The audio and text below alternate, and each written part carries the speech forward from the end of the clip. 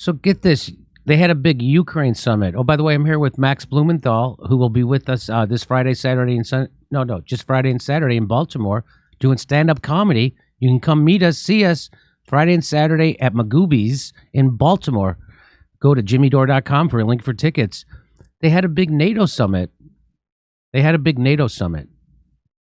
And Ukraine was looking for, they wanted to be let into NATO. But they're not going to do it, right? So Ukraine leaves NATO summit without clear path to membership. Ukraine leaves NATO without a clear path for membership. It's like having a junkie roommate who steals all your shit and then complains about paying their fair share of the rent. But you have to be nice to them because they're family. That's how it is with Ukraine. So there they are. There he is. Oh, look, they support him, though. They support him. Now, I have to remind everybody, NATO does pledge their support anyway, because our united world should be interdependent, maybe even codependent. So I'm just going to play this from Chomsky. And Chomsky's going to tell you right now why they told us we needed NATO in the first place and why it's a sham that NATO even exists right now. Here we go. Why did NATO even exist after 1990? Throughout the whole history of the Cold War, we were told NATO is necessary to defend Western Europe from the Russian hordes, okay? No more Russian hordes. What happens to NATO? It expands, okay? It expands to the east. Its mission changed. Its official mission now is not to defend Europe from the Russian hordes. It's to control the global energy system, sea lanes and pipelines, and to serve as a U.S.-run intervention force. Well, we're all educated intellectuals. We can now ask a question. What was the nature of the propaganda we were fed all those years? I mean, if NATO was there to defend the West from the Russians, why is it now expanding right to the borders of Russia, becoming a global U.S. intervention force, protecting sea lanes and pipelines and so on? What that tells us is all the talk about the Cold War was just a pure lie. And there's plenty more evidence for that, which we could go into. Educated intellectuals don't pursue this line of thought, but it's a pretty obvious one. Well, going on to Ukraine, Mearsheimer's point is that for any Russian leader, whoever it might be, Mahatma Gandhi, Ukraine is right at the core of their geostrategic concerns. For Ukraine to be taken into NATO, which is what is repeatedly threatened, would be a very serious threat to Russian security, quite apart from historical interests, which go way back, the origins of the Russian Empire, in fact. So yeah, you can give arguments against Russian interference in eastern Ukraine after the coup that took place there, but it's a complicated story, and the West is not without its significant initiatives there. So what's the point of NATO? NATO is an offensive organization, and it's just there to make sure that the West has hegemony over the world, and particularly around energy, oil, natural gas, pipelines, the whole deal. That's what all these wars are about. That's what this war is about. We didn't want Russia hooking up with Germany, supplying them with all the energy to Europe. That's what the Nord Stream pipeline was. And before the war, Russia provided somewhere between 30 and 40% of all the energy of Europe's needs. And the United States wanted to encroach on that. They wanted part of that, baby. And that's what we're doing. And so Glenn Greenwald says, even during the Cold War, extreme militarists recognized the most dangerous act would be driving Russia and China into a union and then declaring their united alliance the United States' main enemy, which is what we've done now. But we always used to think that that was the worst thing you could do, but that's what Joe Biden and his administration has done, something way more reckless than Trump ever did. Seemingly overnight under Biden, this madness became a DC consensus. So Glenn Greenwald thinks it's dangerous to make alliances that would force the opposition to make their own. But I think maybe Glenn's worrying a little bit too much here, because we've got a record of only doing what's right and only leading to the best outcome for everybody involved. So if you don't agree, you're a racist. That's that. Each time a new country joins NATO, it means the United States, nominally other countries, but really the United States, is extending a permanent, limitless vow to defend that new country in any war and to treat its wars as our own.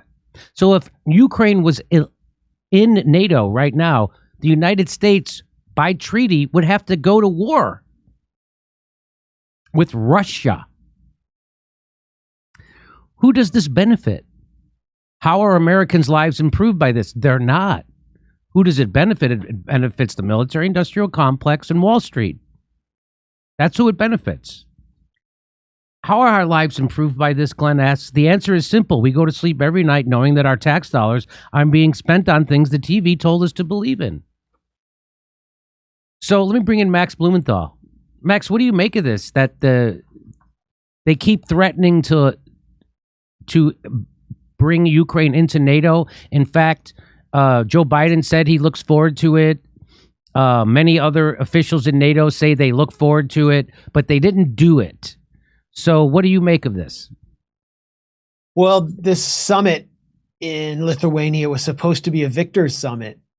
The main patrons of the Ukrainian proxy army, which exists for the sole purpose of fighting to the last Ukrainian in order to bludgeon Russia to death and balkanize Russia, was supposed to be triumphing in its vaunted counteroffensive, which had been planned, as Assistant Secretary of State Victoria Nuland said, by the U.S. or with substantial U.S. input.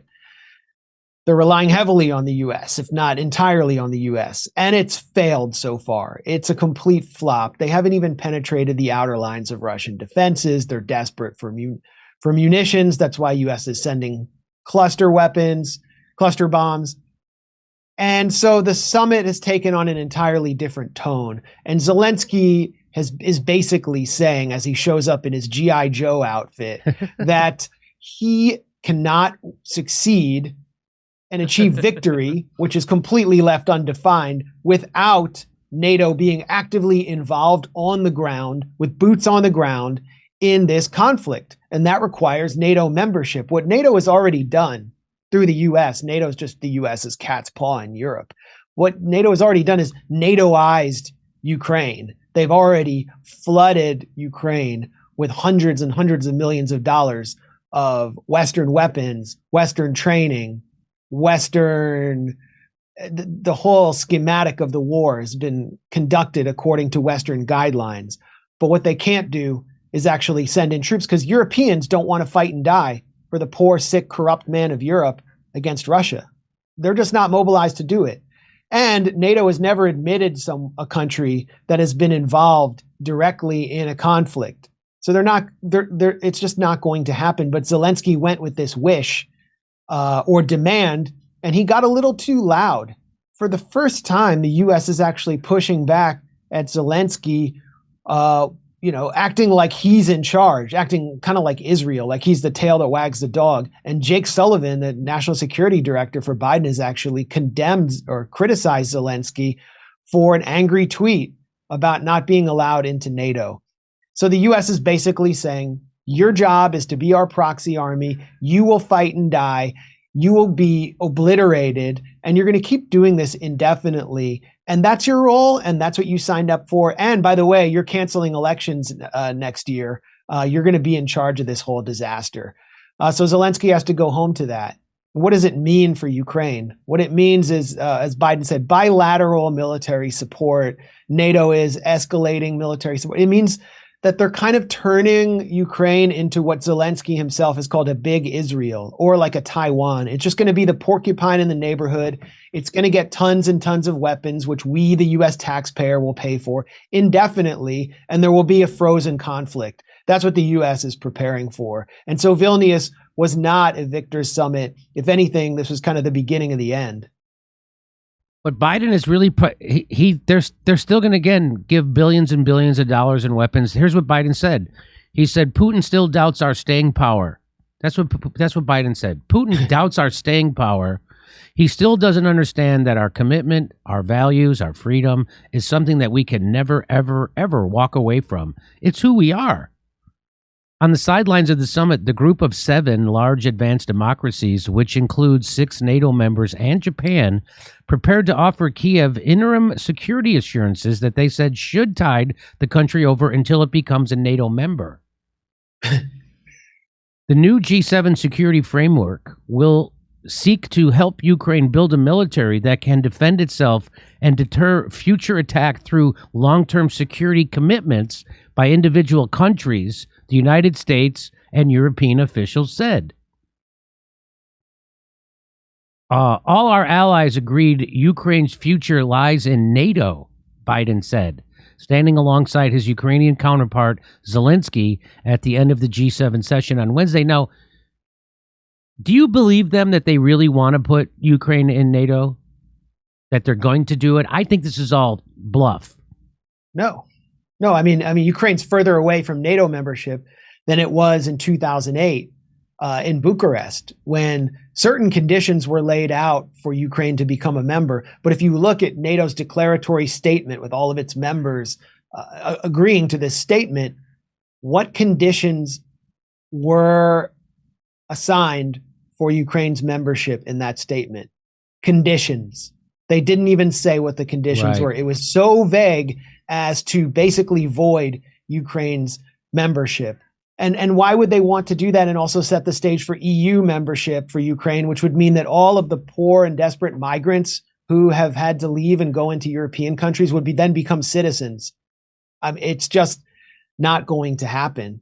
So what they've done is just set the stage for Ukraine to endlessly bleed its what's left of its male military age population in this kind of frozen conflict with Russia, because the last thing they would want to do is compromise and reach some kind of negotiation. I mean, look at what the U.S. military industry got out of this NATO summit. Turkey was bribed into allowing Sweden with its vote into NATO. And so what did it get? It got 18 F-16 jets, among many other concessions. That's just a windfall profit for the U.S. military industry, just to bribe them. And what we're doing with NATO is we're just like dumping all of our surplus weapons and everything into this conflict. And the military budget now, the U.S. military budget, thanks primarily to the Ukraine proxy war, is at the highest level adjusted for inflation since World War II.